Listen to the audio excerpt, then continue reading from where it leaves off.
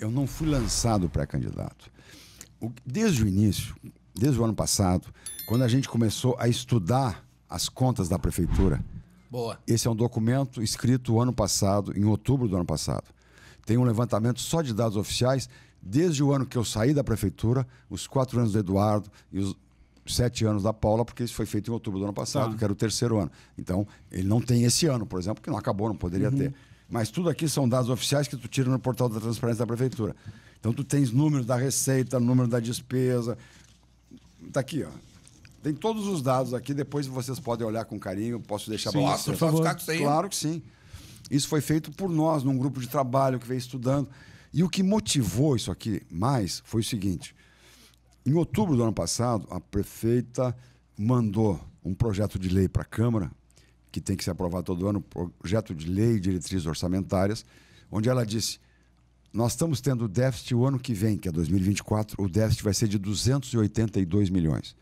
Ou seja, a prefeitura não tem dinheiro para fazer as despesas e vai ficar devendo 282. E a projeção para o fim do ano era 240 já, daquele ano. Então tu soma 240 com 282, é meio bi. Para um pouquinho. 2 anos. Tá tudo errado. Vamos olhar por que surgiu isso aqui.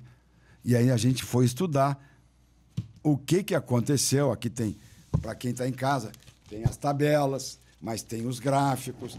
Então a gente foi pegar os dados oficiais e ver onde é que surgiu o problema, né? Olha aqui, ó, tá tudo estudado. Tu sabe onde está o problema, Fetter? Sei.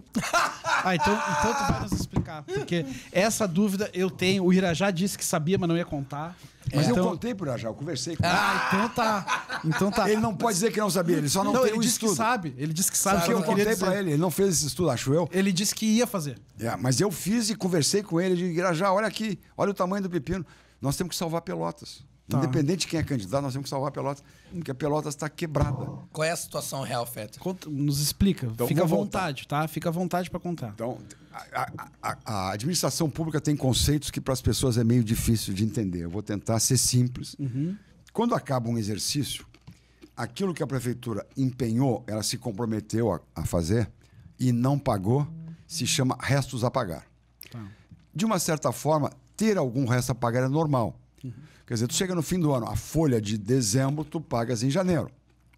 Até o 5º dia útil. Tu tá fazendo uma obra, pagou a primeira, a segunda prestação, a terceira e a quarta são no ano que vem. Então, ter algum resto a pagar não é crime. Tá. O que é crime é ter insuficiência financeira. É o que tu já comprasse, já recebesse, venceu e tu não pagasse. Tá. Então, separando esses dois conceitos, tinha 240 milhões de resto a pagar no fim de 2023, dos quais 140 era insuficiência financeira. Ou seja, gastou no vermelho.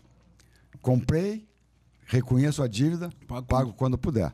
140 milhões. Mais da metade do que ficou. Sim. 100 milhões não tinha vencido ainda. Já tinha comprado, mas não tinha vencido. Mas deve ter muito investimento em infraestrutura, em reforma, não, Fetter? A gente tem que procurar onde é que estão, né? Esse débito deve estar em investimento. Não, eu explico depois qual é a origem dele. Tá. E além disso, além de a gente ver, vai fechar o ano com 240 milhões na rua, dos quais 140 é descoberto, é insuficiência financeira, comprou, recebeu e não pagou, está devendo, está no SPC, ainda está dizendo que vai ter mais 280 para 2024. O que aconteceu? Porque quando eu saí, a insuficiência financeira foi 1,7 milhão. 1 milhão e 700 mil. Aí vai para 240. O que está acontecendo? Quando eu saí, a prefeitura devia 30 milhões de reais para bancos e tal. Ela hoje deve 550. 20 vezes mais. Ou seja, o que aconteceu? Aí nós vamos estudar. Vamos entender esse troço com dados oficiais. Então, a verdade é que a prefeitura pegou muito financiamento. Tá. E uma coisa que eu aprendi com o Banco Mundial, que foi Pelotas foi a primeira cidade de porte médio do Brasil a receber um financiamento do Banco Mundial, que só financiava governo do estado e capital. Nunca financiava a cidade do interior, mesmo que fosse grande, como é o nosso caso, média. E o Banco Mundial diz assim, qualquer dinheiro que eu te der para um projeto, tu tens que me provar que esse investimento vai gerar receita para se pagar. Sim. Tá.